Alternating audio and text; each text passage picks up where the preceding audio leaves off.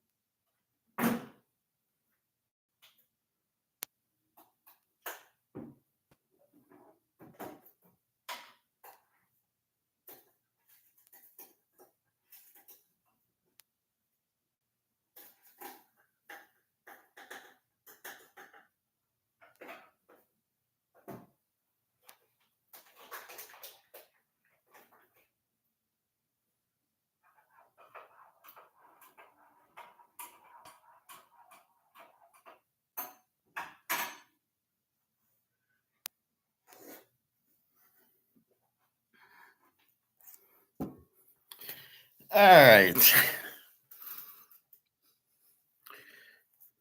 Welcome, Greg and John. Hello. All right, let's get into football. We'll start with college. Well, we'll start with the NFL, I guess. We got games all over the place. So, in the pros, we know San Diego needs to win, and they're moving up to a 5.5 point favorite. We bet them at 4.5. Now they're 5.5. It's not a must win, but they need to win. A total of 42.5. That number hasn't changed. There's a little bit of rain in New England. We'll look at injuries in a minute. Cincinnati still 3-50. This has gone up from 49. Cincinnati has a very slight hope of getting in. Denver needs to win to get in. So this is a playoff game. Both teams should be trying. The Rams in Arizona, the Rams 6.5, 47.5. That number hasn't moved. Basically, the Rams need it to get into the playoffs and win the division, and Arizona's out. So not sure how they will play. I would assume they still will play,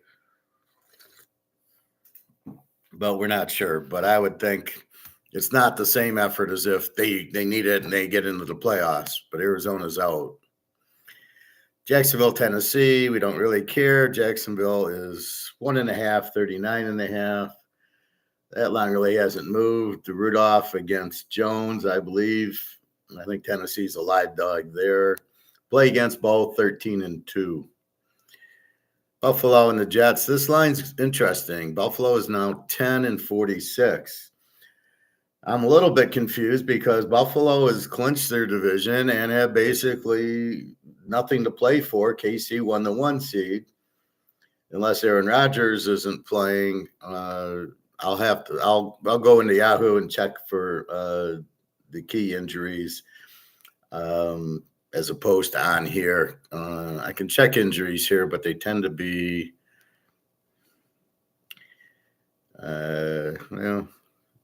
he's got an injured knee, Rodgers. Maybe he's not playing, but it doesn't say he's out. Devontae Adams is out. Okay, Fotu is out. Okay, so that's what's going on there. But Buffalo doesn't really need the game. Josh Allen's got an injured elbow. Is he going to play? Nobody's out for Buffalo. Everybody's injured. Let's see the weather there. It's 55 degrees, 16, 18 mile an hour winds, and rain. So this would seem to be an under game. This line is 45 and a half, 46. Interesting. I wouldn't bet it over without that. Let me get my toast.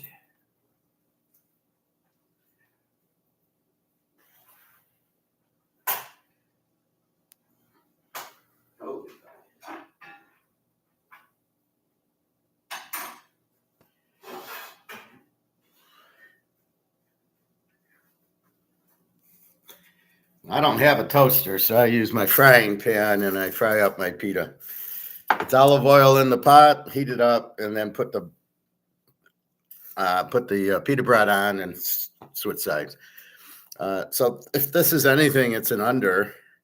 It's a lot of points to lay. New York is 14-1 play against. I would think Buffalo does win the game, but I don't see it being a blowout. Well, I don't see it being over. Buffalo will be more concerned with getting their players through healthy, especially Josh Allen, than winning by 30, especially in the rain. Although, if you notice the weather, it's 50 degrees, Philadelphia, Pittsburgh, all these places. All right. We'll take a more thorough look at the injuries, as I said. Tampa Bay is 8-48 to Carolina. This is going to be rain and 70 in Tampa. Tampa needs to win. They're tied with Atlanta. It's a must win. And Carolina has been playing much better, and they're out of it, so I would assume they'll still play. Let's see. Steve Young injured with the hamstring, but it's okay because if he doesn't play, then we got Andy Dalton. So depending on your point of view on this game, that won't hurt the game. Oakland is 1.5, 37.5 to New Orleans. What a pathetic game. New Orleans, I guess Rattler, but I doubt Olave or the boys are playing. Olave and Kamara, and we know Tyson Hill's out.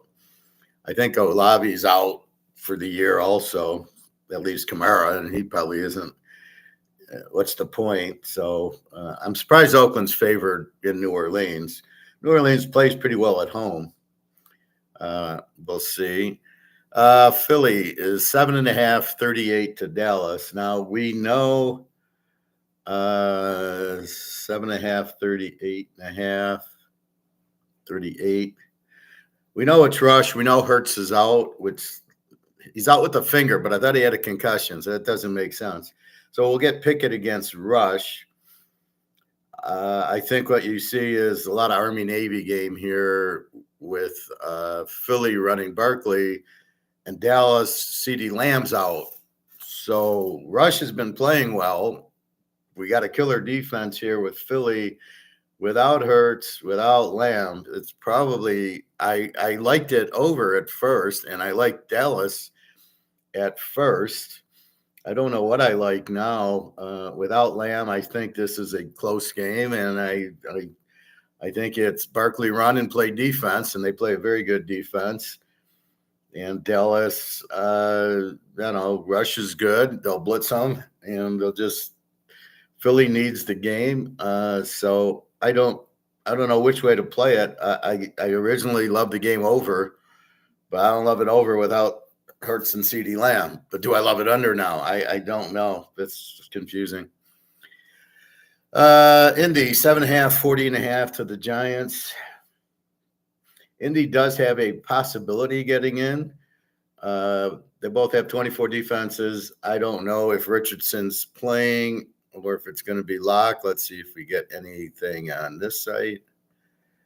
Richardson questionable with the back. They have to win and hope everybody loses and then win the next week for them to get into the playoffs. It's still mathematically a chance, but it's a very slim chance. Other teams have to lose because of the, conference record and all this shit. So it's not simply they win both games and whoever Houston's already clinched the division, so it's got nothing to do. They got to get in as a wild card. And you got Denver and San Diego with 9 wins already, and they got 7. So, we will see. And then Pitt and Baltimore have 10 wins, so they're not passing them. Miami, 6.5, 37.5. It's the same situation. They need to win. God, 37.5. What's going on here? This went down from 40. Cleveland doesn't have a quarterback. That's what's happening. Thompson Robinson is Winston's questionable with the shoulder. Thompson Robinson's injured with the calf. December 27th. See, this is 2 days ago. See, now this injury report, I need to go to Yahoo because it's more updated. Again, the weather in Cleveland is 58 and rainy. And a wind. So this should be an under game with the wind.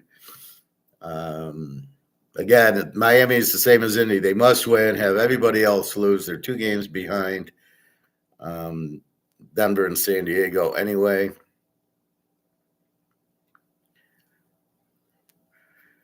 All right. Green Bay, Minnesota. Minnesota's 1.5, 48.5 indoors, so no weather to worry about.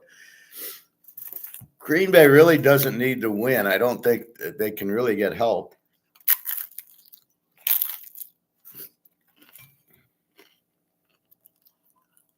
Excuse me.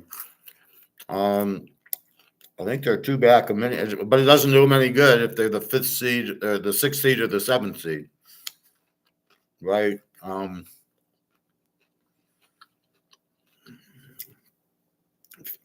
Philly and Washington are still going after the East. So doesn't matter for Green Bay where they end up. Probably not. We'll see what happens with Detroit and Minnie. So if Minnie wins, then Detroit has to play anyway to get the 1 seed in the division, no matter what Minnie does. But if Minnie wins and then Detroit wins, and then next week's for all the marbles, and will be a very good game. Minnie's going to be tough to beat here. Green Bay's okay. Yeah, love. But they lost 31-28 first time. I'm expecting a similar game. I don't know what to do. Both teams cover like crazy. As we know, Minnesota in a teaser, 29-3. Oh yeah, but by the way, Green Bay's 29-5. So not probably a field goal at the end to win it. Would be my guess, and no weather to worry about. The other playoff game, Atlanta, Washington. Washington 3.5, 46.5.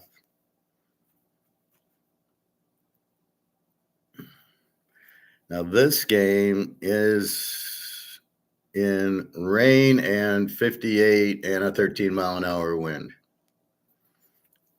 Now will that affect Penix and Daniels?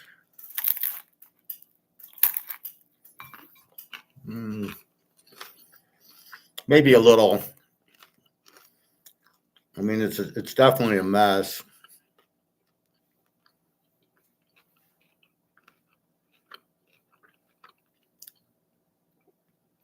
$46.5, 47 is the total. Washington 3.5. Daniels can run very easily, and I don't know. Penix, I think, runs a little, but he's not running around too much. He's a strict pocket passer, and he just rips you apart because he's dead on. He hits you in stride. So we'll see. This is a playoff game. Atlanta needs it to win their division. Washington can still win their division if they win it. This is a playoff game. The weather's a little bit rough, but we'll see how bad the rain. We saw Detroit Green Bay in the rain, and it was an under game, and we'll see. There's a lot of rain to here. We'll go through all the weather. In the last game, Detroit 3.5, 50.5 for the Niners. Detroit in a must win. The Niners are so out of it. They can't even make the playoffs. So it's revenge also for Detroit. All right, let's go to the weather, and then we'll go to the injuries. NFL weather, refresh.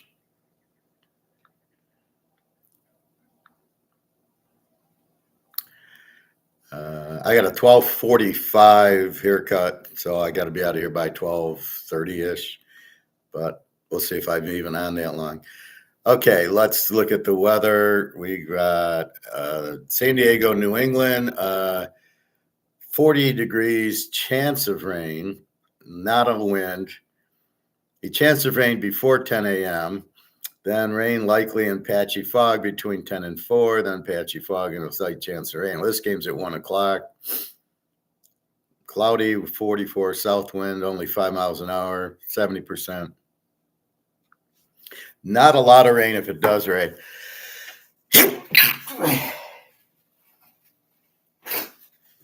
So if it rains, it's a light rain. San Diego likes to pound and play strong defense. I don't think that will have any effect on this game. Denver at Cincy, 61, chance of rain and no wind. Again, rain after 11 p.m. Well, the game's at 4:30, so we don't care.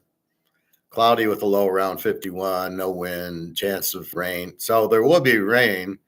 New rainfall amounts between 3/4 and 1 inch possible. So it will rain there. This game's at 4:30, but it says rain after 11. So we will get some rain. I don't think it'll affect the game too much. There's no wind in it. Arizona and the Rams is in a dome, no problem. I love how it gives patchy fog. We don't care. It's inside. I'm not going to talk about Indy and the Giants. Buffalo and the Jets. We've got in Buffalo, rain showers likely, 23-mile-an-hour winds, hence the under. Rain showers likely, cloudy with the low around 38. South wind 20 to 23 miles per hour with gusts as high as 36. Chance of rain is 70%. Not a lot of rain, but we got a lot of wind. And we got a 46. So this is a win game, and we don't have Devontae Adams playing. Let's see. Carolina at Tampa, 74, likely rain, 9-mile-an-hour winds. Showers and thunder showers likely before 1 a.m. This game's at 1 p.m. Mostly cloudy with low around 62 southwest, not a lot of wind. Chance of rain is 70%. So it's chance of rain. It's still 74 and about a 9-mile-an-hour wind, which really shouldn't. Again, I don't think just a rainy day, they're going to just run the ball and not throw. It's not that kind of rain. Dallas at Philly, chance of rain showers, 61 and a 12-mile-an-hour wind. Rain showers, cloudy with a low around 52, wind 10 to 15 mile with gusts as high as 30. Chance of rain is 100% and not a big rain, but about a half to 3/4 possible. 61, 12-mile-an-hour wind. And again, you don't have Hurts and you don't have CeeDee Lamb.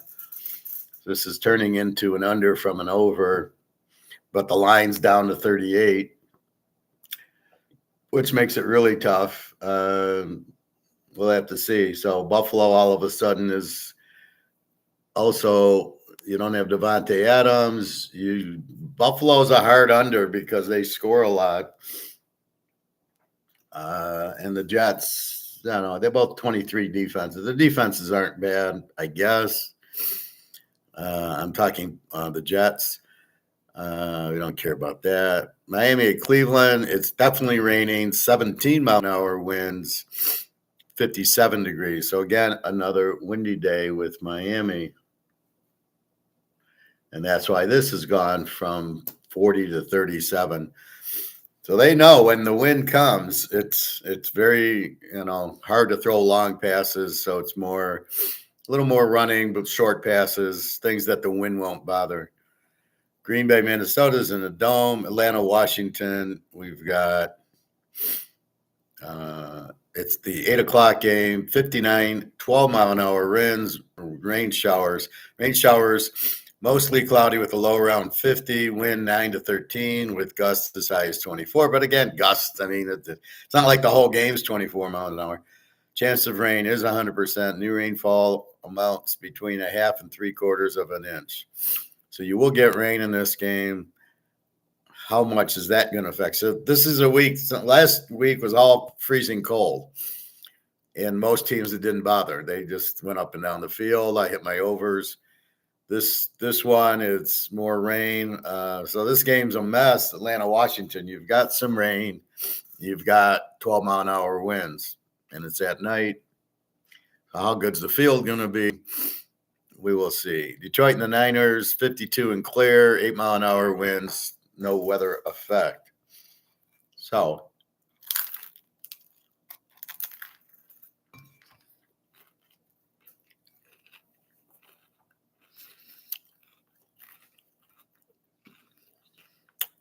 let's check Yahoo.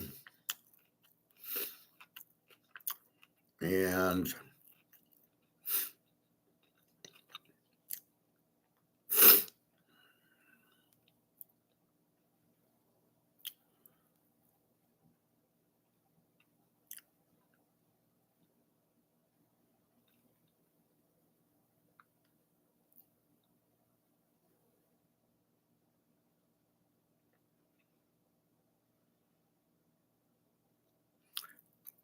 stakes are high. Penix Daniel showdown.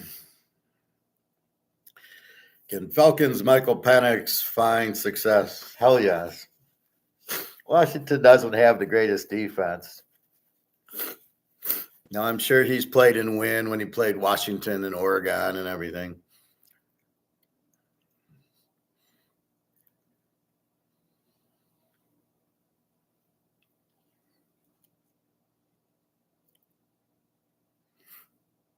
Let's see. Week 17 injury tracker. Jalen Hurts is out. Josh Allen's okay with a broken hand. So Hurts is out. That leaves you Pickett, which I knew last night. Josh Allen not affected by broken hand. Christian Watson is questionable for Green Bay. Hurts has been in concussion protocol since his head hit the turf during Sunday's loss to Washington. Head coach Sirianni said on Friday that it was going to be tough for him to make it after the quarterback did not practice this week. Backup, who came in for Hurts for the rest of the Commanders game, will start in Hurts' place. So we've got Pickett against Rush. We have no Hurts. We have no CD Lamb. Pickett, he's not very good, but we'll see. He played Washington pretty good last week. The Eagles could clinch the NFC East with the win or a tie, as we know. Pickett's teammates are confident he can help them deliver. Well, what are they going to say? Yeah, he sucks. We don't want him. Broken left hand not bothering Bills' Josh Allen. So they've basically clinched. They basically can't get the 1 seed, and they're still going to play Josh Allen in the win. Oh, he's been dealing with it all season because I saw the shot. He landed on his left arm, not his right arm. So I didn't understand the injury. He suffered a fractured left hand in the fourth quarter of the Bills' Week 1 win over Arizona, and we don't know about it. Oh, okay. Must not be a bad break, because you got a lot of bones in your hands. So we'll see. I don't think it's like he broke his hand, right? Christian Watson questionable against the Vikings. Okay.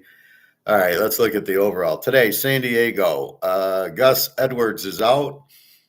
Tackle's out, a linebacker's out. J.K. Dobbins is questionable.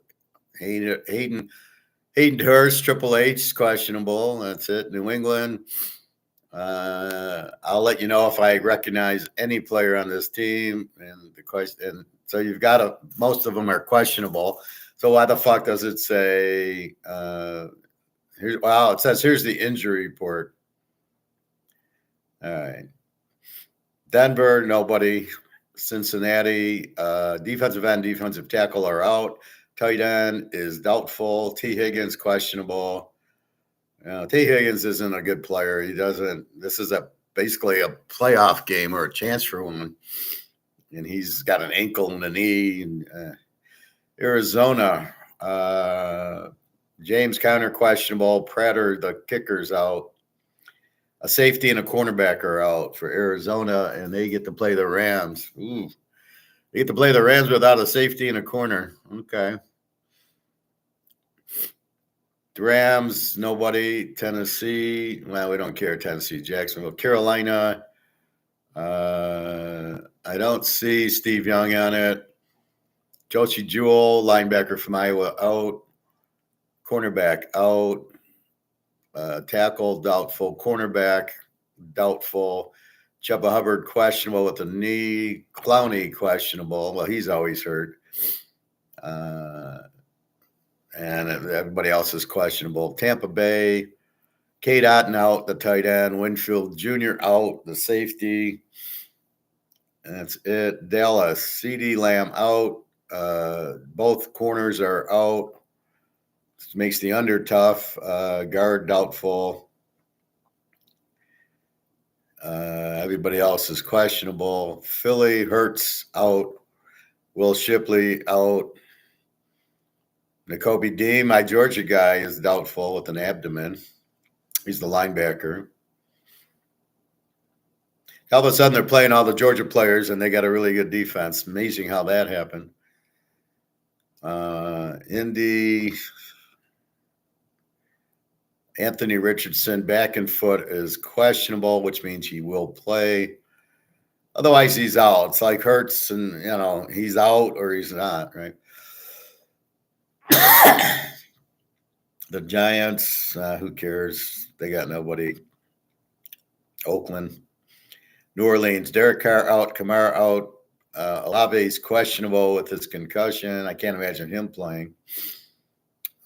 And it doesn't say Taysom Hill is out. So really, Olave's questionable, but you don't have Carr, Kamara, and Hill. You got big problems there. The JETSs are playing Buffalo. Tackles out. Defense. Sauce Gardner, questionable. Devontae Adams, questionable. I thought he was out. Questionable. A lot of questionables for the JETSs.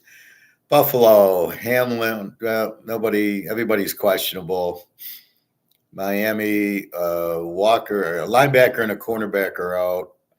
Waddle's questionable. Tyreek Hill's questionable, but he's playing with the wrist. And Tag is questionable with the hip. Always injured Tag. Cleveland, we've got Winston is questionable. The tight end is out. Najigo. Let's see. That's it. So I don't know. Thompson Robinson was questionable, but doesn't look like it. The Packers, Jair Alexander, their all-pro cornerback, is out. Quay Walker, their Georgia linebacker, is out. Evan Williams, safety's out. Tackle Dillard out. So this is showing Green Bay is not worried. It's like we've clinched. We can't really catch Minnesota and Detroit, so we're sitting out our players to get them healthy. I'm sure Quay Walker would play if it was a Super Bowl or championship game, and Jair Alexander. That's some big – you got a cornerback and a safety out for Green Bay against Darnold and Jefferson. You're in big trouble. Minnesota, nobody. A cornerback's out I never heard of, and that's it. Atlanta, both cornerbacks are out, and Daniels is licking his lips. Washington, never heard of this guy. Wide receiver Brown is out. Cornerback Lattimore, I've heard of, is out. McGee, hamstring, is out. Safety's out. Tackle's out.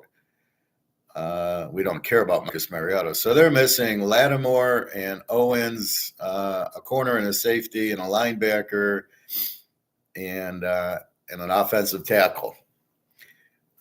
So a lot of quarterbacks out here. So let's hope it's not too windy and rainy in Washington. Detroit Frisco doesn't have anybody. I don't know why not. Now, I got to say, I got to check on I did really well in the bowls yesterday. USC won. All right, I had USC. So my bet yesterday was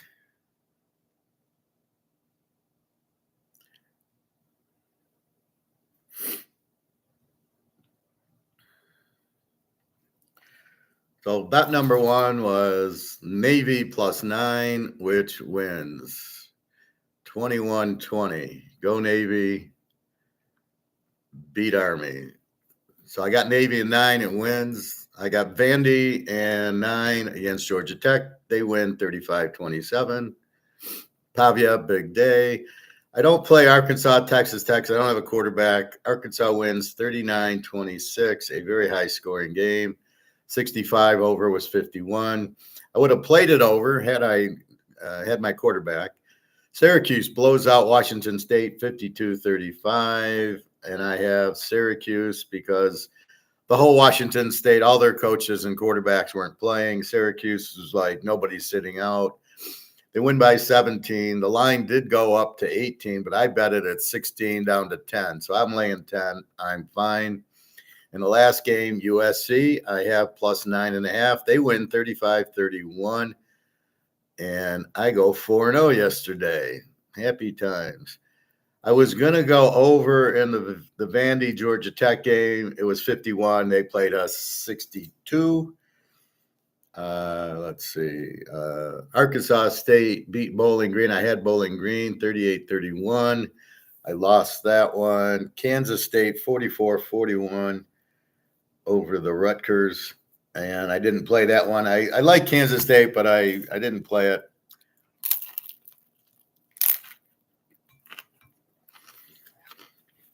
And it's surprising. Both teams are pretty good defenses, and they play a 44-41. As Todd was saying to me, he said, I know most of these games go over, and I agree with him. Most do. All right, so today we've got many bowl games, and we've got 3 NFL games. They're just killing me today. It's like too much noise. Now, the game I'm most interested in is Miami and Iowa State, and I don't know what's going on here. Let's see if I get some help.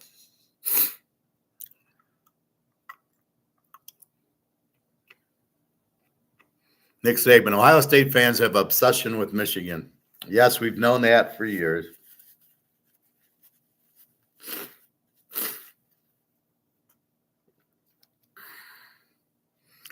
Jackson Dart, Ole Miss quarterback, declares for 2025 NFL draft.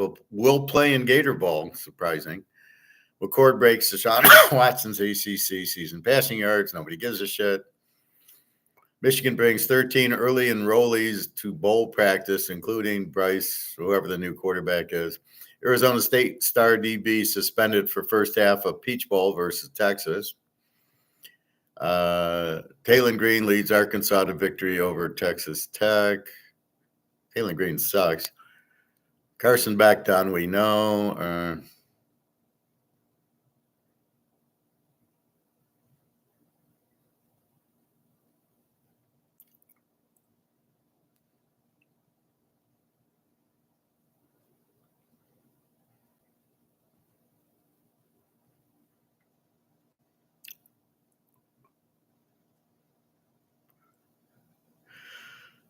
Let's see.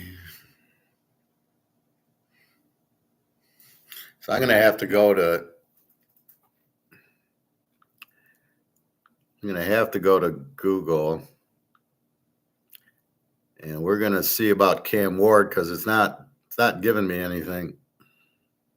So if you type in Google, is Cam Ward playing today? Now he's not on the I'm out list. He's obviously not transferring.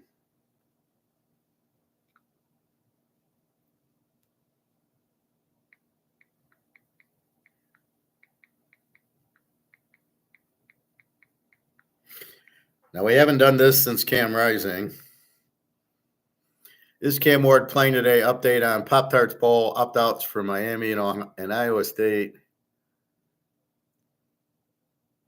Cam Ward playing. Cristobal evaluates. Cam Ward update. Is the Miami Star playing? This is 3 hours ago on Saturday.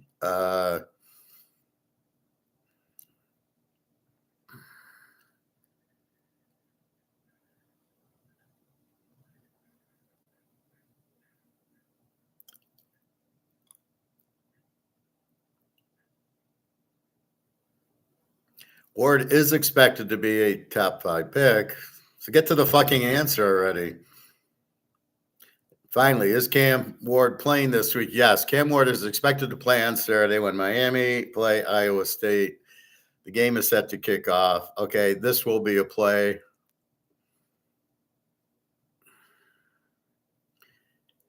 He attended to play Miami's bowl game. Okay, so we do have Cam Ward. This will be a play.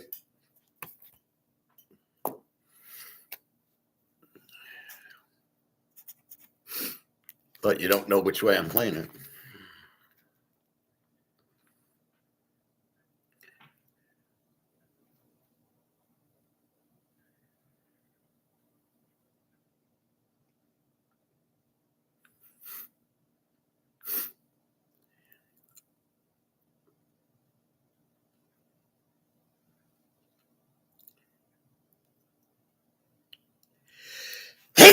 Yeah.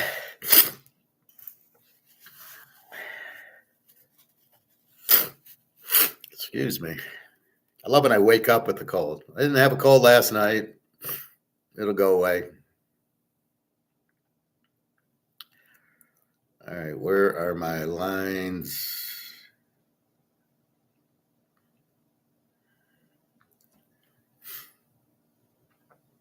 So we went through the pro lines. Let's go through this. And we have an early game, I think Connecticut, North Carolina. So let's go through it. We got North Carolina's down to 2 and 53.5 to Connecticut. North Carolina favored. Nebraska 3.5, 47, down from 4 to BC. We got TCU is 10, was 10.5 and 60, 59.5 with Lou Lafayette. Miami's 3.5, 4 and 58.5 still available.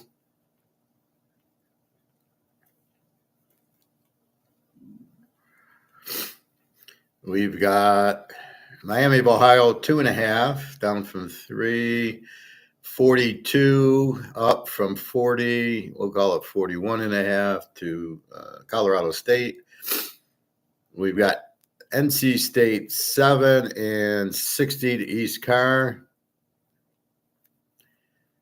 And Colorado is 3 down from 4 and 54.5 to BYU. And that's another game is Prime Junior playing. And our last game tonight, do they have enough games for me today? Jesus. Army 14-44 to L Tech. That line hasn't moved. It was 16. It's down to 14.5. Don't know why. Tomorrow, quickly, Missouri is 3-40 over Iowa. Iowa's running back, I don't believe, is playing. And I don't know about Brady Cook. and then we'll worry about the 31st on the 31st. So with that said, we got to look at weather. So North Carolina, it's in Boston at Fenway Park. It's rain and 38, not much wind.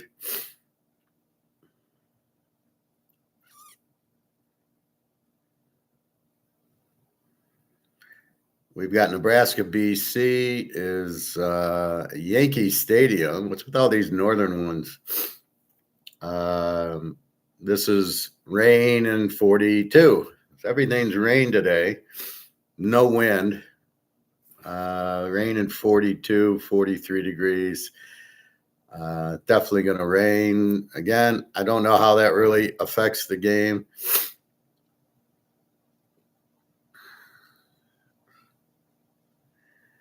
TCU, Lou Lafayette. This game is sunny and 52 with 10-mile-an-hour winds at University Stadium, New Mexico. This is New Mexico.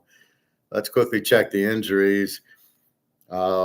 Woldridge, the quarterback of Lou Lafayette, is probable. He broke his collarbone. He was out. Fields came in. Fields is hurt. Woolridge will probably start. TCU, they have 2 wide receivers out.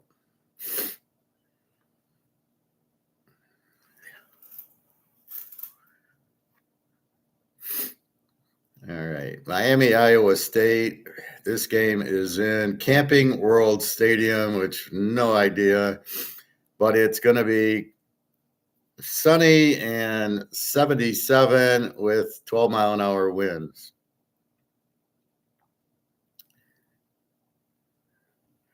So you don't get rain, you get a little wind there, which isn't the best thing, but okay. Wait, let's check the injuries. Iowa State. See, the problem is it just says injuries, but it doesn't say the opt-outs. That's why I go to the other one. And nothing for Miami.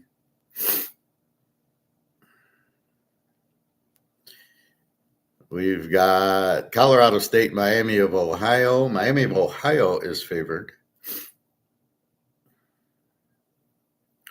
This is Arizona, so this should be in a dome, I guess. Clear, 71 and 2-mile-an-hour winds, so this is perfect weather. Any injuries?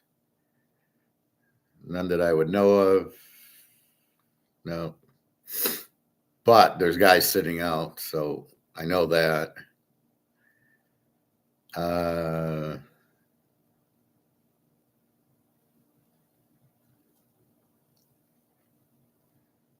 Did I look at weather? TCU? Yeah, New Mexico. Yeah, okay. And you don't know what to do with 10-mile-an-hour winds. Is it really 10? Is it going to be a steady 10?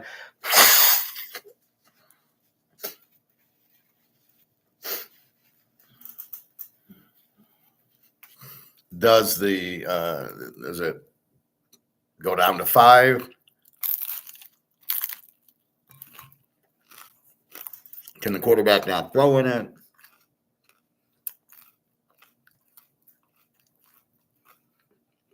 I think we looked at Miami. Yeah, Camping World, wherever that is.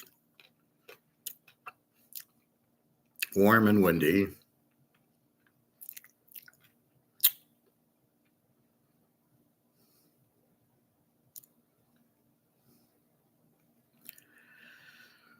All right, NC State and East Carolina. The Navy Marine Corps Memorial Stadium. So this is on the East Coast. We're getting 45 and rain. No wind. East Car, NC State.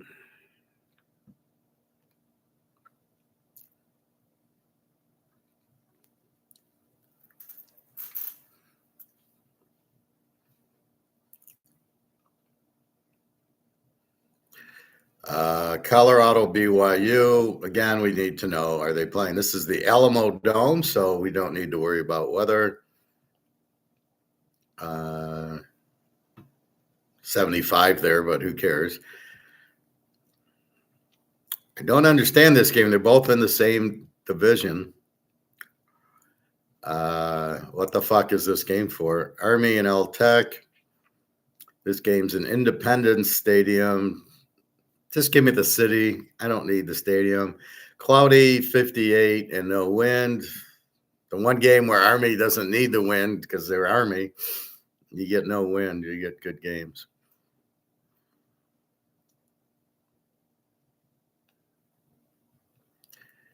And I think that was our last game for today. Iowa, Missouri. We can take a quick look because we're here. Nissan Stadium. Sunny, 59, 7-mile-an-hour winds. This is Iowa, Missouri for tomorrow. All right, so we went through the pros. We went through the, so we know Hurts and Lamb are out. We know who needs it. Now we got to go into the bowl.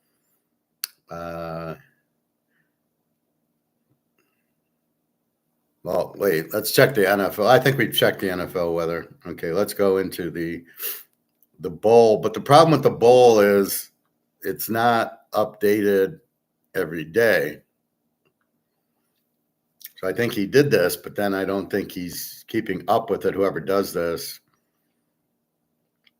to explain what's going on. All right, let's go. I was proud I had Daggio yesterday, my Vanderbilt. So it was tough going against Haynes King, but I actually thought it would be an over. And my point about the quarterback, Washington State's quarterback didn't play. Their coach was gone. Their offense and defense were going, and they still put up 35 on SC, even without their quarterback. So the point is, you don't know what the backup quarterback's going to do, and that's really the problem with it, right? All right. So we start off, Mac Brown, who will not be with the team, got fired. Belichick's not coaching it. Tight end coach Freddie Kitchens, who I've heard of, will serve as the interim head coach, offensive coordinator, also left for the same job at Michigan. I love this. I mean, yeah, it was a good season. See you later. That'd be like me leaving now going, yeah, it's year end. I'll see you later.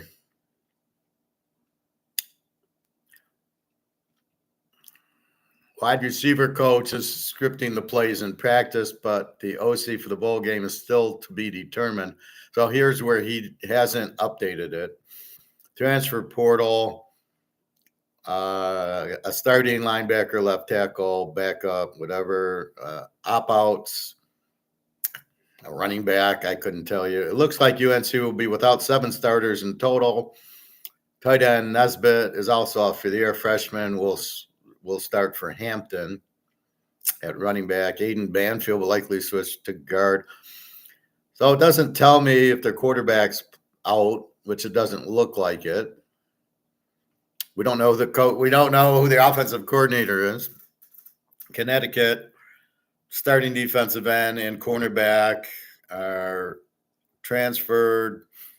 Skylar Bell, their leading receiver, and a running back. Now, we don't know. Does that mean they're not playing if they're transferred? Head coach Jim Mora did say most of the players in the portal would play in the bowl. So Jim Mora, most of the players in the portal would play. So this is really strange. So they're in the transfer portal, but they're still going to play. Okay. Well, I guess you have to get into the transfer by the end of December or something. The opt-outs aren't playing because they're afraid to get hurt. They're basically shouldn't be playing. So you got 4 guys in a transfer portal, but most of them would play in the bowl. But that could obviously change as kids sign elsewhere, which the guy hasn't updated. So I really am blind still if there was any new announcements. Robinson and Bell, who the hell knows? There's 2 Bells, Malcolm Bell and Skylar Bell. Which Bell? I expect Bell to be out as well. Great. 2 guys named Bell. I expect Bell to be out. All right. Mora confirmed starting. Miss Finelli's out for the year.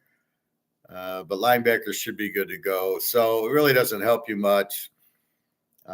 North Carolina's got to be more fucked up because Connecticut, Jim Mora Jr. is a good coach. North Carolina has no coach. They got Belichick, but he's not coaching. So not sure. Pinstripe Bowl, Nebraska, BC. Dana Holgerson he was a good offensive coach. West Virginia recently, and I think Houston. Is now Nebraska's offensive coordinator, came in late in the year.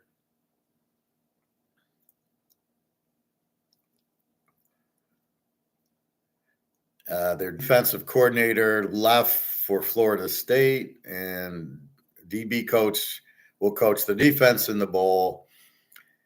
BC transfer portal, the backup quarterback Castellanos lost job late in the season, is going to Florida State. Florida State really knows how to pick these guys because he wasn't that good. BC opt-outs, 2 guys we've never heard of. The defensive end has 16 sacks, so we should hear of him. BC potential opt-outs. Okay. It's hard to analyze a BC Nebraska game. Everybody else on defense is on the bowl depth chart, but Bill O'Brien said he wouldn't comment on opt-outs. See 3 above for names to watch. Who gives a fuck? A center, a guard, and a defensive tackle. Nebraska opt-outs, their starting wide receiver. Nebraska transfer portal, a bunch of guys, yada, yada. None of the above are on the bold depth chart. So Nebraska's missing 3 starters, a defensive end, a linebacker, a tight end, a running back, another linebacker, 2 more linebackers. So half their defense is not on the depth chart. So you probably are going to bet BC is probably a live dog here to Nebraska. Let's see. This game is at noon. Your Connecticut game probably already started. Yeah, that's 11 a.m. Jesus Christ, 11 a.m. So forget that. I wasn't going to play that game anyway. The noon, maybe you go with BC as a live dog because Nebraska half their team's out, but the quarterback's playing. All right, TCU, this is 2:15 against Lou Lafayette. Ben Woolworth was already out with an injury before if Woolworth isn't back. Now, Woolridge is back. He's probable, so you assume he's playing. Otherwise, true freshman. So if we got the freshman, I would take TCU because they're going to light you up. But since Woolridge is back, that makes it a little different. TCU is a 59.5. So he is available for the game.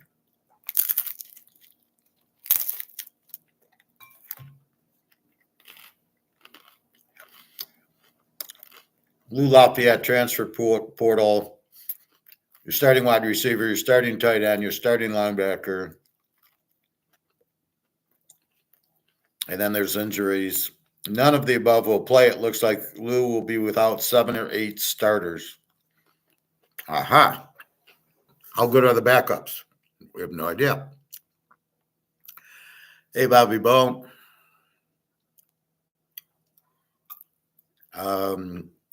So TCU starting center transferred, signed with Miami, 2 running backs and a wide receiver. They didn't play much, although the 1 running back, Cam Cook, played 373 snaps. Starting safety withdrew from the portal. 2 opt-outs, 2 wide receivers. Both are dealing with injuries and won't play anyway, so they opted out because of the injuries. So TCU is pretty healthy. The wide receivers were already injured, and 1 running back, but Hoover, the quarterback, will be playing, and that's the key. The Pop-Tarts Bowl at 3:30, Iowa State, Miami. So for you who have my college picks, I'll be posting very shortly the Miami game, and then we'll see about TCU, Iowa State.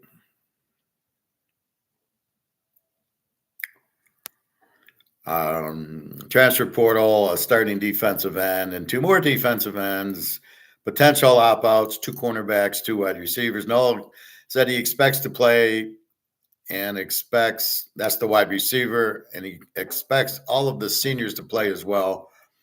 So Iowa State's coming to play. Purchase echoed those sentiments, but there are rumors of a surprise opt-out. Great. Tight end returned from injury. Malik Vernon missed moment. Unlikely. So again, a lot of defense are out. Miami starting wide receiver Isaiah Horton signed with Alabama. Fucking Bama. What are you kidding me? AJ Allen, the running back, who is a third stringer, is in the transfer portal. Who wouldn't want this guy? He couldn't start at Miami. Oh, I want him. I really want the third string running back. Miami's out. The wide receiver Restrepo is not sure. Cam Ward stated he will play, and from what I just read, he will play.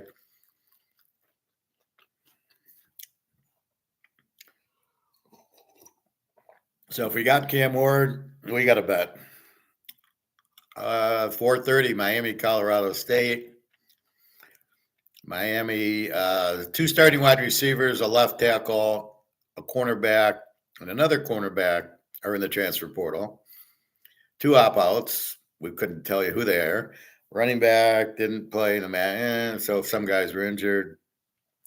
I'm not saying they're on the roster, they're not. So Miami is a little depleted. They got killed by Ohio in the conference championship game. Colorado State, both starting defensive ends, linebacker and wide receiver, are transfer portaled. And a guard potential. Colorado State injuries. Stud wide receiver is out for the year. Okay. Good to know he was the stud wide receiver. Jay Norvell, good coach, dismissed defensive coordinator Freddie Banks at the end of the regular season. Linebacker coach, big deal. You know, who knows in this game? We've got Colorado State Miami's a 2.5-point favorite. Total of 41.5. I don't know. East Carr and North Carr State. East Carr is in North Carolina. NC State, longtime D coordinator to Marshall is his new head coach. Nichols coach will call plays in the bowl. ECU interim head coach Blake Curl, who took over midseason originally. So he's a good coach. He's been there since midseason, and East Carolina's looked pretty good.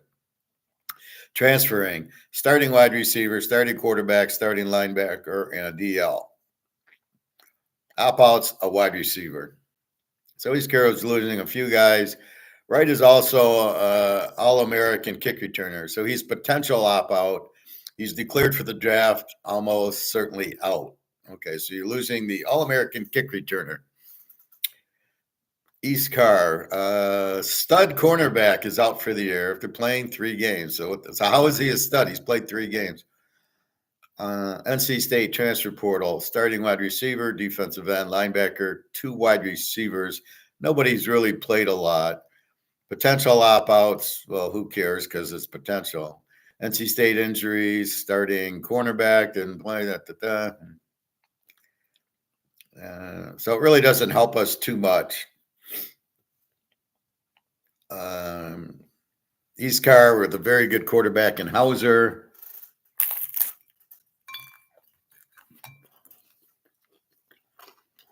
These are both over teams with both weak defenses. Total on the game 60. NC State 7.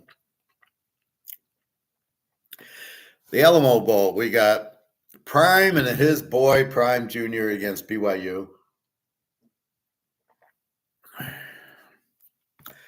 Colorado transfer portal, starting linebacker, defense end, and a linebacker are transferred. How could you leave Coach Prime? I guess he didn't pay these guys like he pays his son. Hayes has been out a while with the injury, but hinted he'd return to playing the bowl before transferring. Well, can you do that? Colorado potential opt-outs, Prime Jr., 4 wide receivers, including Travis Hunter, and a defensive tackle. Now, that doesn't mean they've opted out. It's potential. Head coach Prime has stated that he expects everybody on Colorado to play, but that could change. Well, what kind of comment is that? Colorado injury, starting cornerback, missed the final 3 games. Starting DL, missed the finale, but Shane Cokes returned. Who cares?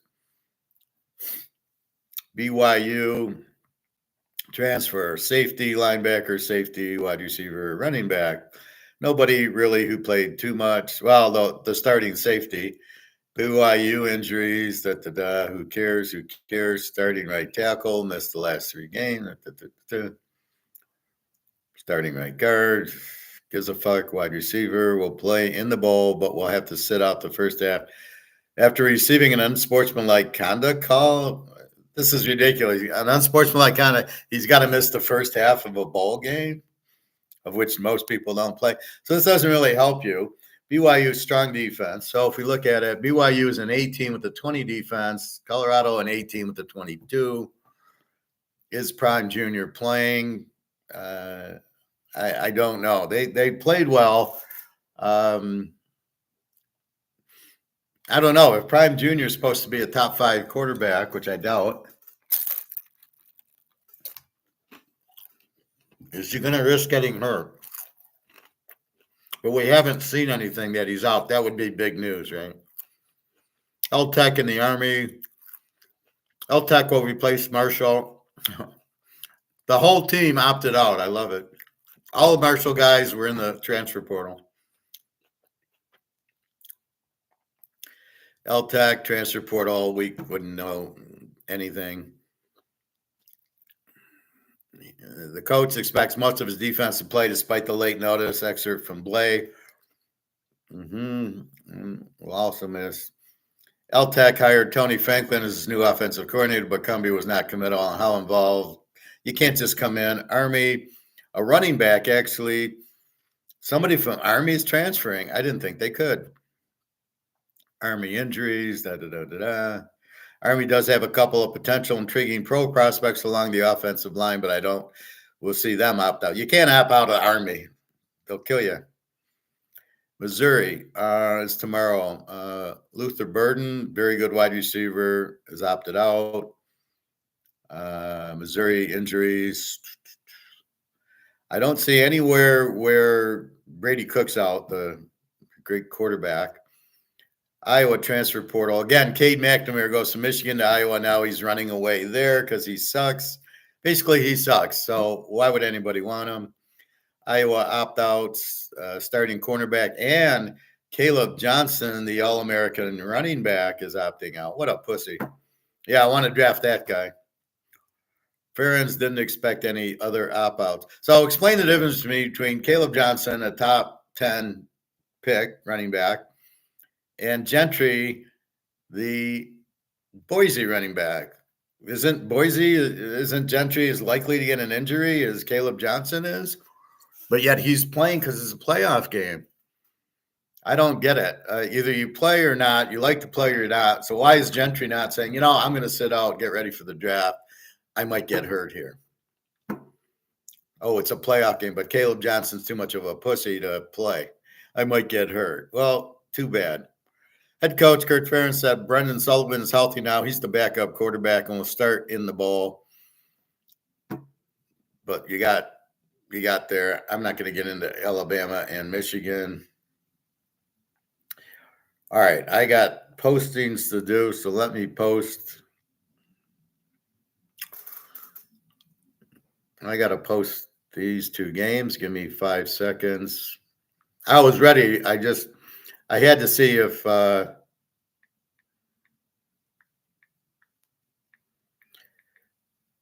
Cam Ward was playing. I got 58.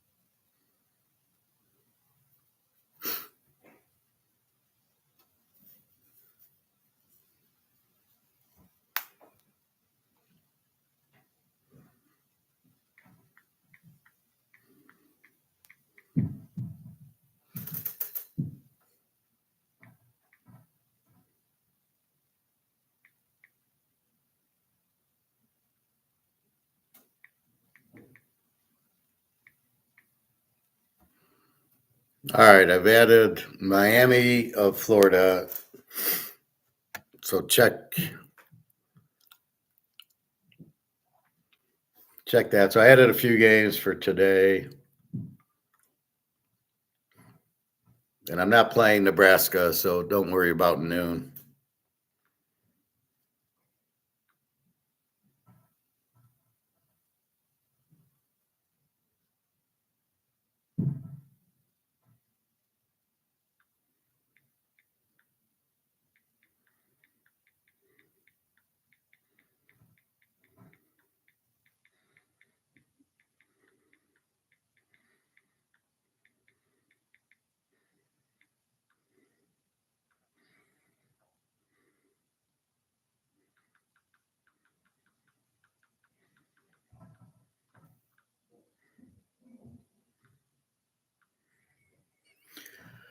All right. So this is the problem with college. We have to be very careful.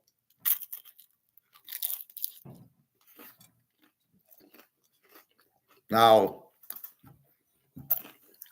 I made a bet on Miami anticipating Cam Ward was playing. Now it is 11:30 and the game is at I think 3 or 2:30 or 3:30 or something. Now I'm betting it assuming he's playing, but he could sit out. However, I see 3 hours ago he's saying I'm playing. So this is the point. The Michigan fucked me a couple years ago when 10 minutes before kickoff, all of a sudden, two or three of their players say, I'm not playing. I might get hurt.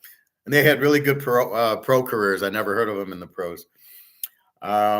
This is the problem with it. It's a fucking nightmare. I believe it's done on purpose by the mafia, by the sports books. Because here you bet a game and then they probably see the action, go, okay, tell Charlie to not play. Wait, all this Miami money is going to tell Cam Ward not to play. So they make him an offer he can't refuse, and he doesn't play, and you've already bet a game that you're fucked. Playoffs, I've already played. Did I play?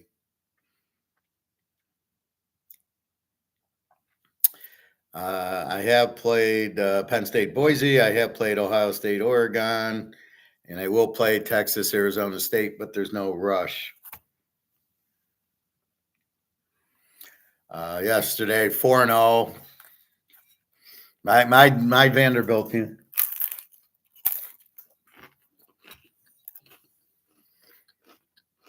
So people ask me, who's your favorite team? Well, this year it's Vanderbilt. Next year, we don't know.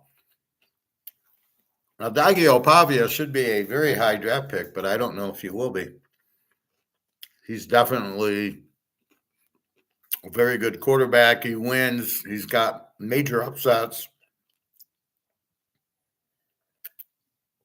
Alabama and lost by 3 to Texas. So it's because of him. He had a lot yesterday. He had a few touchdowns and some more big runs. So, he's a winner. He won at New Mexico State. I want that guy on my team.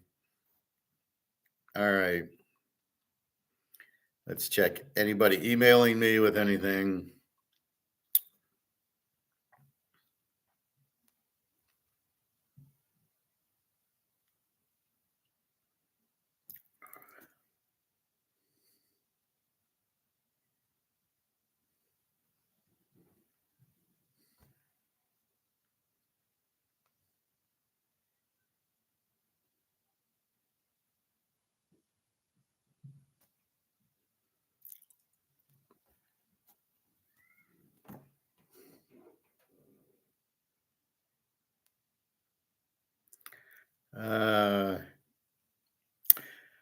Here's this is from Todd, as we see Todd come here. Well, he's on now. I must say, you are the best of the best in teasers. Stayed up late to watch USC. Great game. Thank you, Todd. Appreciate that. I do well, and I'm very psychic, so it does help. But yes, thank you. I'm glad you noticed. I'm doing that. Let's see. Bobby Bo, Prime is playing BYU tonight. Okay. Thank you, Bobby Bo. Todd, hello, the great professor. Thanks for the info. Hell of a game, USC. We had USC as the dog yesterday, and they win the game 35-31. Really not a hard call because A&M doesn't score. And I see the key is I know my Avia from Vegas, and he came in and he put up 35 on Notre Dame. You put up 35 on Notre Dame, you're going to put up 35 in A&M, which is exactly what they did. So they were a very live dog. But I didn't think A&M would score, so I didn't play it over. I just took SC. Sean, what's your free plays for today? No free plays for today, Sean. Sorry. I've been very cold giving free plays here because they kept losing. I'd go 9-1 and my free play would lose. So I don't want you to lose with my free play. So I'm not giving them right now just for superstition and the fact that they keep losing. So I don't want to give out a loser and you guys bet it and lose on it. So I'm not giving out free plays right now. Bobby, let's go prime. Bobby, I believe Shader will definitely play since it's his last game playing for his dad. Well, I thought his dad would go coach Dallas and he'd go play for him. Todd, hey, Bobby, have you ever thought about coaching baseball or football? Players can't coach baseball.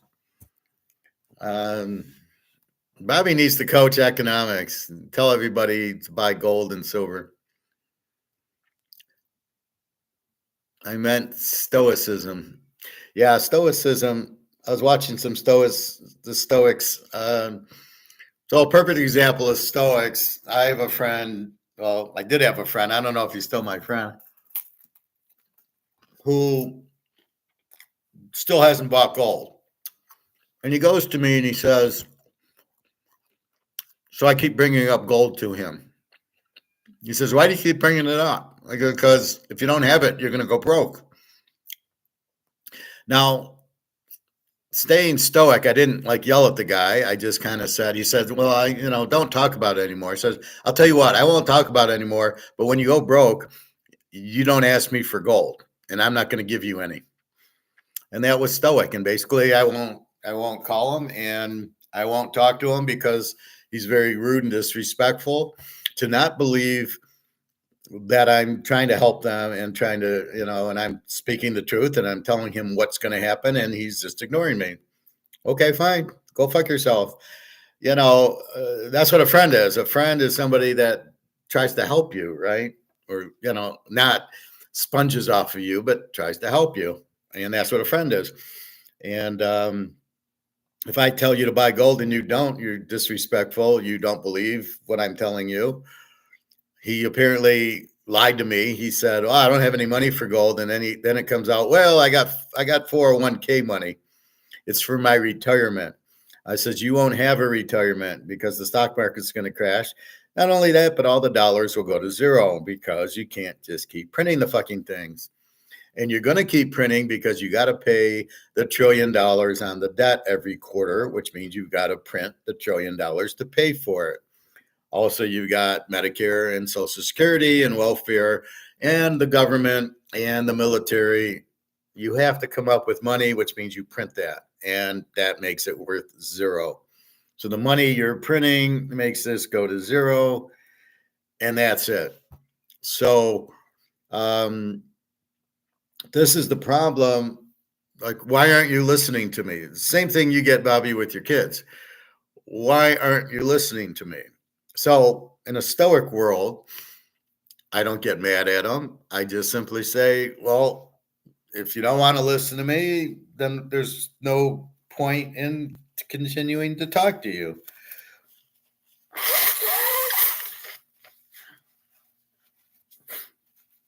Right? What is the point of talking to you if you won't listen to me? Basically. And that's, in other words, why do I have a friendship with you? Why do I waste my time talking to you? Right? So once it becomes a waste of time, that's kind of what I did with my brother, where I don't talk to him because it's a waste of time and it was stressful. I'm trying to convince him to buy gold and he won't. Well, at what point do you say we're not going anywhere, this isn't worth it? And so therefore you just walk away. It's not worth the point of it. In other words, we engage here and everybody learns, and I learn and I help, and you guys buy your gold and silver. Todd gets USC. He gains by my skill set, by my knowledge. He made money on USC as a dog yesterday, and he also made money on the other games I gave because I went 4-0 yesterday. So he's making money. So it's a good. It's an even trade. We both gain. He gives me money for my picks, so I gain. I sell the picks, and he makes money with the picks. It's a mutual understanding. We both gain from the relationship, and that's what a friendship is. It's a fair trade. With women, it's a little different. You get, they get protection, and you get love and sex and everything. So everybody gains in the relationship. If it doesn't benefit both parties, there's no point of it. So if I'm telling my friend to buy gold and he says, well, I got my money in the 401k, he's not gaining from my expertise, and I'm not gaining because I'm trying to help him and he won't listen to my help. So there's no point in talking to him to try to get him to help, just like I would at the hot tub or the sauna. I try to help the people and they don't listen to me, and then okay, fine, go fuck off. You had an opportunity to protect yourself. You didn't use it because you don't trust me. Or what I think it is most people have financial advisors and financial planners. So when they talk, so they'll hear me and then they go call their financial advisor. He'll say, oh, don't buy gold, because he doesn't make commission on it. So he's not going to put them in gold.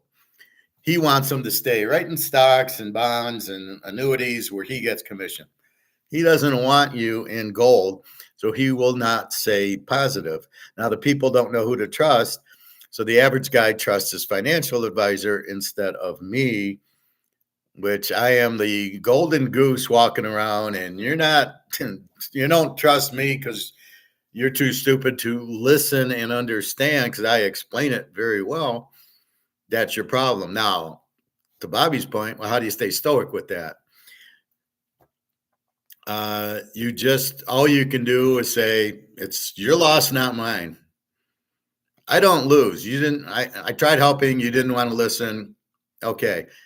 But I bought gold. I just bought gold yesterday. I got 1/10 of an ounce. The guy doesn't have quarters and halves, and it's hard for me to buy an ounce every time. So he had a few ounces, and all of a sudden, out of the bottom, he pulls out 1/10 of an ounce that's graded MS70, but he sells it to me at the normal price. So for $300 instead of $350, $375, he sells me 1/10 of an ounce gold graded, which I take. And I took my other 2-ounce maple leaves. So now I got the full, I think 14. And it's confusing because they're 2 ounces. So I got 2, and I'm like, okay, so that it's $31 a piece. So it's 62. And then it's like, no, because I actually got 4 ounces because each one's 2 ounces. So it ended up being more. But that's the thing when you buy multiple ounce of silver, 2 ounce, 5 ounce, 10 ounce, it's a little different.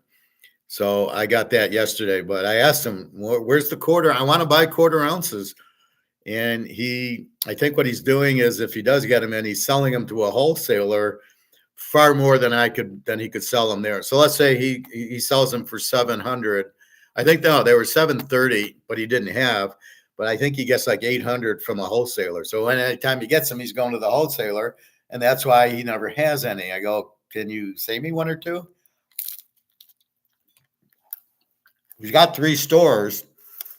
He says they don't sell it. I'm going to go, bullshit, they don't sell. I'll buy them. What do you mean they don't sell? Hey, G, Merry Christmas. Happy holidays to you. Do I got locks today? I got locks all weekend. I had Baltimore. That was my first lock. I got a lock. I got a pro lock with Baltimore, and then another pro lock, and then I have a college pro lock. And then I got the other strong plays anyway. I'm all over the place. So I got Another game that should be a lock. I didn't lock, but I should lock it. You'll see if you buy it. What should I get today? I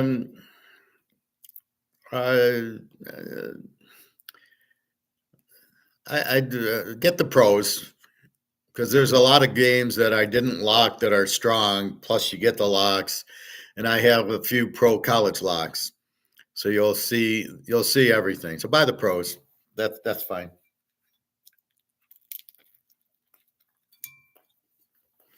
So I got a haircut 12:45. I got an hour. I will.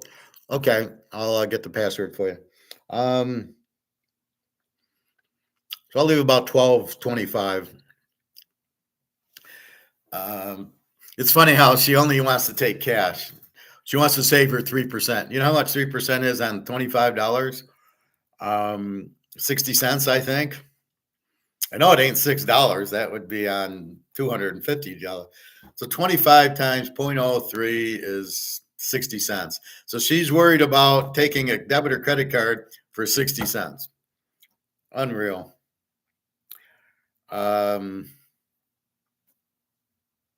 Anyway, so that's what stoicism is.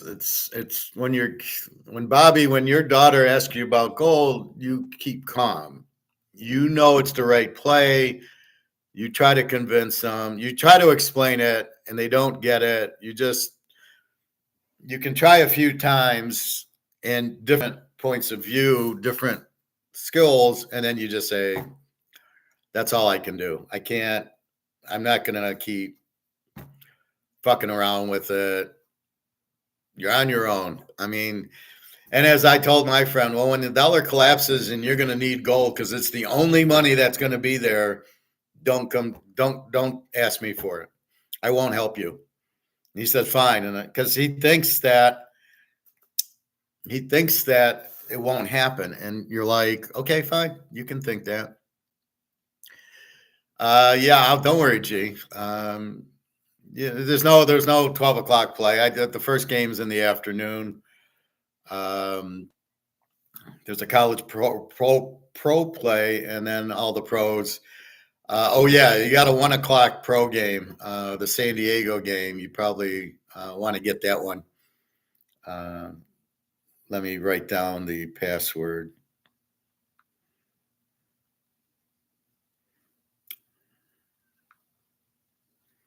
So you're buying the pros.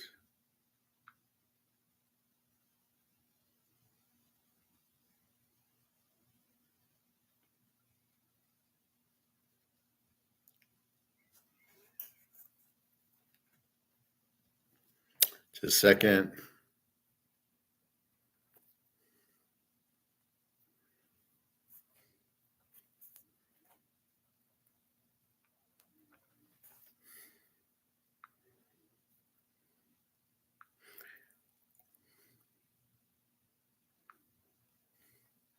So it'll be interesting to see what the weather, what the rain does to everything.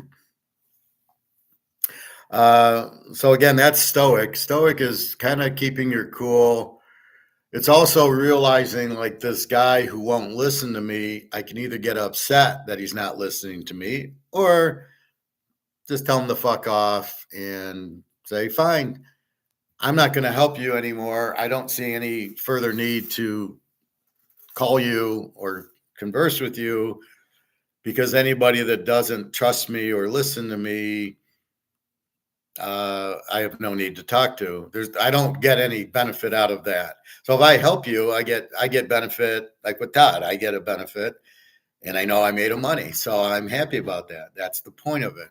But if you're not going to listen to me, then I'm not going to. There's no benefit in me if I'm saying buy gold and you don't listen to me and buy it. I'm there to try to help you. You don't want it. I don't really care about you bought a car or you got a lawsuit. I don't really give a fuck. It's not a fair trade. There's no benefit for me. So there's nothing to really listen to. There's no point in the conversation. So that's why I don't talk to my brother or my ex-wife, there's no point of the conversation. Jenna, I basically don't talk to anymore because the way she treated me on the trip, just very rude. Okay, fine. Have somebody else pay your bills. I mean, I got Daria, so Daria at least appreciates it, and we'll meet as soon as this war ends with Trump hopefully ending it soon. But that's the point. You got to get the respect and have. Why is there a friendship or relationship in the first place, right? Top professor, can I be excused from class to? Yeah, go ahead. Go enjoy, Todd. Make some money. Make us some money. Yeah, you can just leave class, Todd. You don't need my permission. But see, that's the thing is why do we have friends in the first place? Why do we have girlfriends in the first place or boyfriends or why do we even get married? That one I don't really understand. But that's the point is what's in it? Oh, you like this person and they like you, so you want to spend time with them. But then they got to I like golf. Well, I don't like golf. I like football. I don't like football. Well, then there's no point in being with you because we don't share common interest. There's no fair trade in it, and that's really what the point is. It's got to be a fair. There's got to be a reason that you're together, and anyway, so that's the stoic part of it. Is people that waste your time are vampiring you. People that just talk to talk, it's just a waste of time. So you don't really want them. All right. I got an Egon.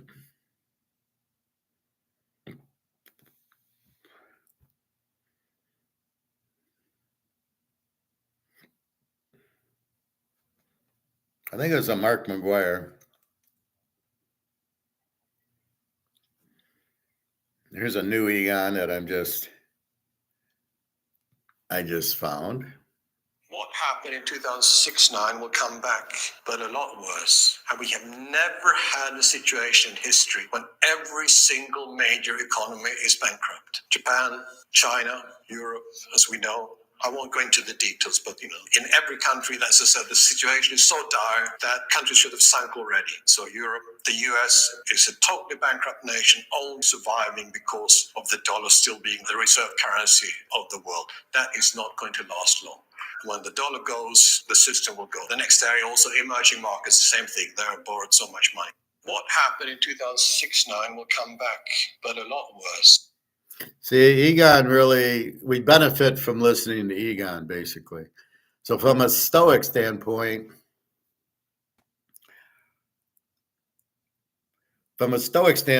we gain from listening to Egon and Mark McGuire, so we listen to them. We don't gain from Peter Schiff and Andy Scheckman and the cowboy guy. We don't gain anything because they don't know anything.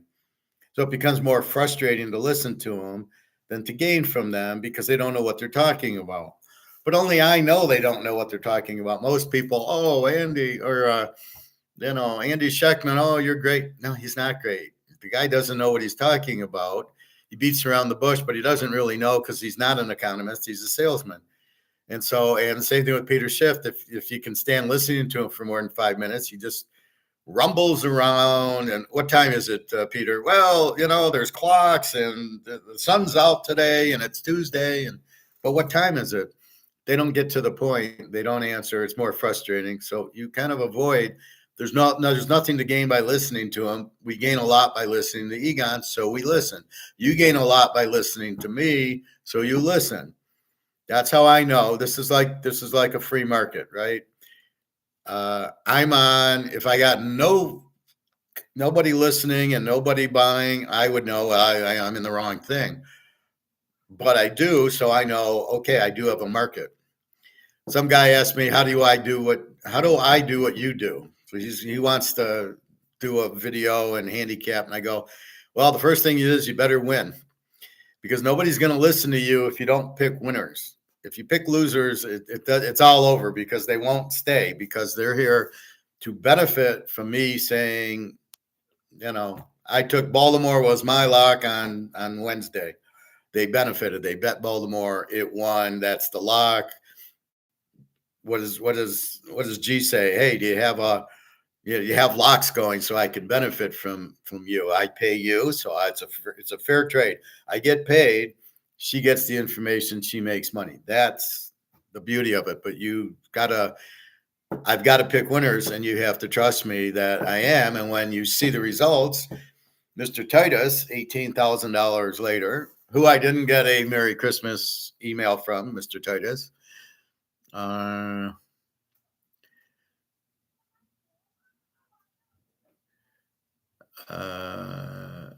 You're not supposed to have the same interest, though, Professor. Oh, shit, never mind. I'm broke. Good luck today, though. Or alligator. Well, alligator's a little strange. Gee, you're not supposed to have the same interest, though. Well, similar interest. There's got to be a benefit, right? Why do I have a girl? Why do I have Daria? Why do I have a girlfriend? There's got to be a benefit. It's got to be a fair trade. So she gets something from me and I get something from her. And that's the point. Now, no, we don't need the exact same interest. She can like something and I don't like it. And that's fine. But that's the point. It's enough interest and enough benefit that otherwise, why are you with them? Well, that's all, G. I mean, it's not, you don't want somebody like if I play golf. If let's say Jenna doesn't play golf, who cares? That's not important. She doesn't like football. I did my classes in Italy and she's in the room. Okay, that's fine. But then we went to the beach and I'm paying for the chairs at the beach. So she benefits from that. And I pay for lunch. So she benefits. And then I benefit being with her. So there was benefits, but it doesn't have to be everything. But there's got to be enough in common that you benefit. But I don't think I'd want to do everything with anybody anyway, even if they came in. I wouldn't. I need my time alone. So that would be the other benefit. All right. There was a good.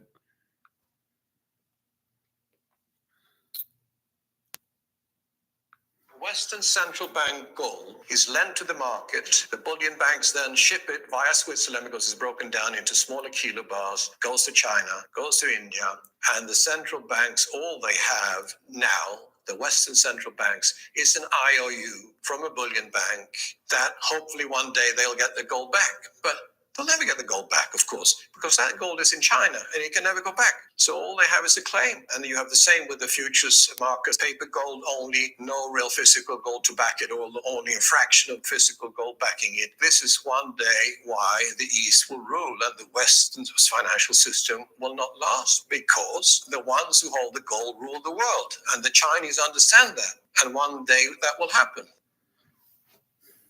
It's the golden rule. Isn't Egon?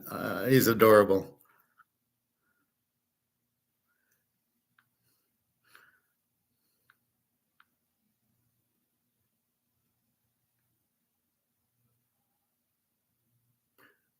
Let's see.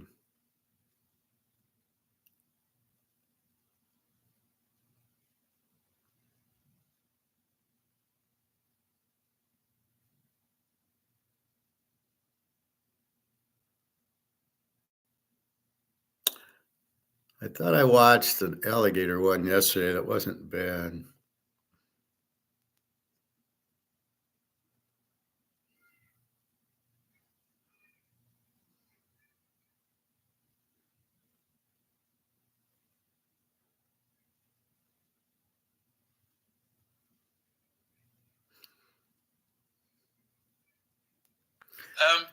The answer, basically, I'm afraid, is you've got to accumulate coin and bars, both gold. He actually and makes sense silver, here, I alligator. regard as gold on steroids, because I mean the gold-silver ratio is just crazy. I mean at 80 or 85 or something as we speak, this is nonsensical. moving from the days when, you could just trade gold, and if you're a bullion bank, you're probably running a short book. So what you do is, you trade it, and every now and then the punters, hedge funds get a bit overextended. You can bang it and trigger all the stops and get your position back and all the rest of it. That's not happening now. And I think that's the big difference. And the reason it's not happening is because there are bigger forces at play. I think it's probably surprised a lot of people that despite the price rise, the Chinese are continuing to buy. And so are other central banks. So what's all this about? Well, I mean, the answer is quite simple. And that is, it's not gold going up, it's paper currencies going down. And this is very, very important. It's very important to get this message early, because when the general public finally realizes that it's not the price of eggs or the price of coffee or whatever going up, but actually the purchasing power of their currency going down, then the currency is doomed. And when the general public wakes up to it, I can tell you, the dollar, sterling, euro, yen will all be a lot lower. Now, I put it that way rather than saying gold is going to be a lot higher. Because if you think as an investor, you look at gold and you think, gold's gone up. I mean, as we talk, I don't know what it'll be when this is released, but So again, Alligator doesn't get it. He is gold going up based on demand. If there's a lot of demand, if all of a sudden my Canadian club, there's huge demand, the shelves are emptied, they're going to raise their prices because of demand. It's not the dollar going down, it's the demand for Canadian club going up. That's the part of supply demand he doesn't get. If there's huge demand for an item, the price goes up, because especially when there's more demand than supply. And this is the part Alligator never understands. He always thinks it's the money going down. Well, the money's down 99%. Where is it going? It only goes to 100. So it's just about gone, the dollar. Gold will then get valued in gold. What will gold purchase? So as far as this dollar, as far as gold going, it's not gold going up, it's the dollar going down. He's full of shit. He doesn't understand that it's not close to being its real value, because it's been derivative, it's been paper, but it is gold going up, not the dollar going down. The dollar does go down because of it's not going down, but it's really irrelevant to the price of gold. So I get that the dollar goes down, so it takes more dollars to buy Pepsi or hot dogs or hamburgers or whatever. That's what's happening. But with gold, there's also the fact that the demand out supplies the supply, out demands the supply. And then that raises it. So if everybody wanted Doritos, the price would go up because of the demand. And I remember in my master's, there was a guy who worked for the Fed. It was my international economics teacher. And I asked him that question: how do you know if inflation is prices going up because of the inflation or because of the demand for the product? Because the demand will make the price go up. He couldn't answer it. I got the guy who works for the Fed. I was smarter than him, because that's what's happening. So right now, gold's going up because the demand for gold is higher than the supply. That's economics. The fact that the dollar is worth less and it takes more dollars to buy gold is also part of the equation, but not the full equation. And the Alligator doesn't get it. And this is what we struggle with Alligator, getting the point of, do we stoic him or not?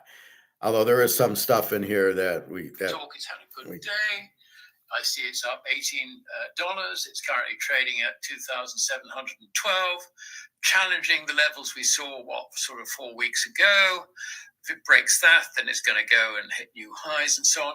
But do we really want to pay this much for gold? I mean, perhaps we should hang on and wait for a decent shakeout. It's gone too far. But the point they miss is it's not gold going up. It is gold going up. Currency's going down. Now, obviously, nothing goes down in a straight line or in an even tempo. But I think if you understand that, then you understand that really what your strategy should be is not trading it, but actually accumulating it and accumulating the physical, not paper. Now, this is a very, very important point. And of course, the whole of the... That's why blood sugar increases and the feet burn. Did you know that type 2 is a completely reverse? Shut the fuck up. The whole of the investment industry has a difficulty here because gold is not a regulated investment. So how do you get it past your compliance officer? Well, the answer is you go out and buy ETFs. But your problem with the ETF is you don't own the gold. And worse than that, not only do you not own the gold, you don't actually own the shares in the ETFs unless you have specifically decided to take delivery of certificates. Now, this is a very important point because the owner of, or if you like, the owner of the certificates, in effect, is, the clearinghouse, the intermediary, the big boys in the middle, basically, who guarantee settlement, Euroclear, whatever. And why have they got it? Well, I mean, the answer is quite simple. You've got a huge, great derivative mountain, which is absolutely enormous. And the fear is that at some stage we get a crisis and that could be jeopardized. So what they want is they want your stock to have as collateral to deliver in order to ensure that that whole mountain of deliveries of derivatives doesn't collapse. So, ETFs don't get you out of it. The answer basically, I'm afraid, is you've got to accumulate coin and bars, both gold and silver. Silver I regard as gold on steroids because, I mean, the gold-silver ratio is just crazy. I mean, at 85 or something as we speak. This is nonsensical. I mean, I don't see it going back down to the sort of 15, 16, if you like, when silver was treated or valued as money. I don't think we're going to get there. But these levels on the ratio are just absolutely crazy. And as gold goes up, silver will go up twice as fast to bring that ratio down to something which is, if you like, more sensible. So I think, 2024 was interesting. 2025 is going to get even more interesting, I think. And I would see these currencies, the fiat currencies, going down in 2025, at least as much as they've gone down in terms of their purchasing power, measured against real money, which is gold. And there are other problems in the background. And I think one thing that could really drive this very, very hard is the debt mountains that governments have. If you look at the G7, there's only one of the G7 which doesn't have a debt to GDP ratio of around about 100% or more, and that's Germany. And they've got their own set of problems. So as you can see, every country in the fiat world who has the dollar, who keeps printing the dollar, are all going broke. They don't understand. I don't know how they're all missing this concept. You can't just keep printing it. And yet they all are making the same mistake. They just keep printing it. This is why I think George Soros is in charge, because that's what he wants. He wants the world to crash and get revenge for the Nazis, because he's a Nazi. So that's really what I see as the thing is why are all these idiots in charge of all these countries, and they're all printing money that isn't backed by gold? And why do they all hate gold, and they don't want to have gold, and to keep the price of gold down? Like, if gold was high, you wouldn't be in the dollar. Everybody would be in gold. That wouldn't work because there's not enough gold anyway. But that's just ridiculous. So that's a lot of what's happening. How are all the idiots in charge of all these countries printing dollars not backed by anything? How do we get to there? And yet we're there.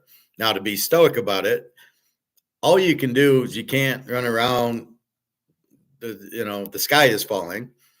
All you can do is, the sky's falling, the sky's fallen, And all you can do is say, okay, I'm going to run out and buy gold and silver, which I did yesterday, which I did the week before. Since I've been working, I go pretty much every week or every other week. This is a rent week, so I couldn't buy a lot of gold. But next week, I only get a 1 day paycheck. But once I get into the middle and I get my full paychecks again, then it'll be at least buying 10 ounces of silver and preferably quarter ounces of gold. It's just too much to keep spending 2,800 on an ounce of gold. I'm even looking into eBay going, well, I could get a quarter ounce Philharmonic for 700. So I'm even thinking about maybe doing that because there's no shipping charge and there's no tax. So I would prefer to go to my store and come home with it than start waiting in the mail. But it's frustrating. He doesn't have the quarter ounce. So I either find somebody else who does, maybe eBay or maybe somebody else, or I just, buy silver for a while. I mean, I have a lot of quarters, but I just want to buy more because the right play is adding to the inventory now. You're not trying to sell the gold. So when the guy goes to me, he says, well, what fiat money are you going to sell it for? I go, I'm not buying it to sell it. This is not a stock trade. This is not I'm buying Amazon at 100, it hit 150, I'm selling. This is I bought gold at 17, 1800, it's 2700, great. And I'm going to watch it go to 3,000, 4,000 until eventually gold is the money. And that's where we're headed. So why would I sell gold at these cheap prices? Which again, people don't understand. They say, oh, it's 2,200, now it's 27. Aren't you going to sell and make your profit? I go, you're missing the whole point. That's not why you do it.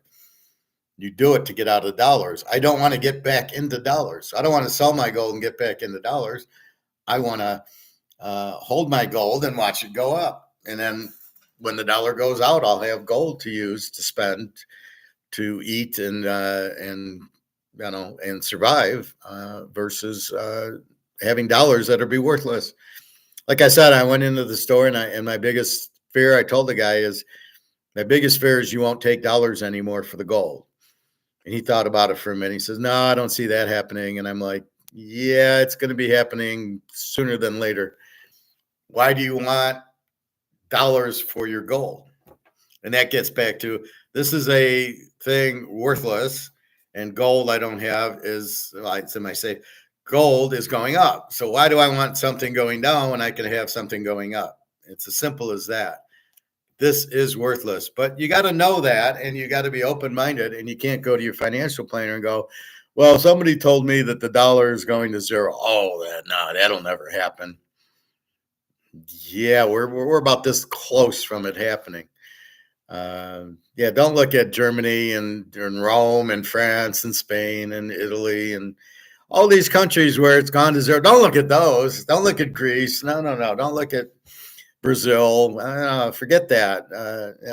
We're the dollar, and it's got nothing to do with the reserve currency. It's people still think it has value, and once they don't, it'll go to zero. Once nobody wants it, it goes to zero. So it doesn't matter. It's a reserve currency. That's the least available of why it's worth something. It's worth something because people want it. Is it because of the reserve currency people want it? Maybe, but it has no value. I don't want it. We don't want it. We want gold instead. So if I'm in Europe, do I want the dollar or gold? I want gold. So that's when the stock market crashes, when people realize that the dollar is worthless. And that's coming very soon as prices keep going up. And that's the only thing alligator gets. It's not prices going up, it's the dollar going down, except for in gold. It's the demand for gold kicking it up. And it would be the same in everything else if the demand was greater than the supply, but that's not what you have in Fritos and Oreos and stuff like that. It's prices going up because the dollar, it takes more dollars to buy it. So there's two little conflicting things here. There's one, the dollar's going down in value, so it takes more dollars to buy stuff. We're at that, except for in gold or maybe the Mantle card or the Rolex. It's the demand weighs the supply, and the price goes up from that. As I said with the Toyota, the Camry, it's 35,000 for a Camry, which nobody can afford. So it takes more dollars to buy the Camry, but if you make it too high, there's no market for it. So you got to come down into the market, which is about 26,000. So it doesn't necessarily, things go up, but you cannot always sell them at the higher price. So you got to be careful to hit your market. Just like me, I could sell my picks at $5,000, but I don't have a market for it. So I keep it where I do because I do have a market there. So I'd rather sell some than make my price higher and nobody buys it. What's the point of selling something that nobody can afford or nobody wants to buy, or things like that? So that's kind of know your market, and off you go. All right, I gotta go. I gotta go get a haircut at 12:45. It's 12:20. All right. Have a good day, everybody. www.teaserking.com. You get my email if you have questions on gold or football. And that's about it. So I will talk to you tomorrow. So we got the 3 pro games: San Diego, New England, Denver, Cincy, Arizona, LA. All our playoff implications. San Diego wins, they're in. Denver wins, they're in. Cincinnati wins, they need help. And LA wins, and I think they win the division. Arizona's out. So you've got those 3 playoff games. And then tomorrow, a couple, Green Bay, Minnesota, Dallas, Philly, Atlanta, Washington is probably the big game in Green Bay, Minnesota.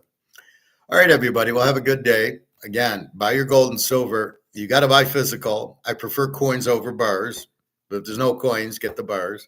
The important thing is you're buying an ounce of gold. When I bought mine, it was an MS70, which is a PSA 10, but I didn't pay for it. I paid it as 1/10 of an ounce. So his normal 1/10, if he had, was 301.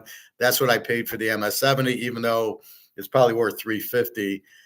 I don't want the graded because I don't want to get into that. I just want the gold and silver. So don't start buying these MS70s or these paying more for gold and silver. It's not worth it. You just want the physical gold and silver. So do that. You can buy the silver rounds, which are cheaper, and off you go. All right. Merry Christmas. Happy New Year. Good luck today. And I will talk to you tomorrow. Again, email me if you need me, but I got to get to the haircut. All right. Have a nice day, everybody.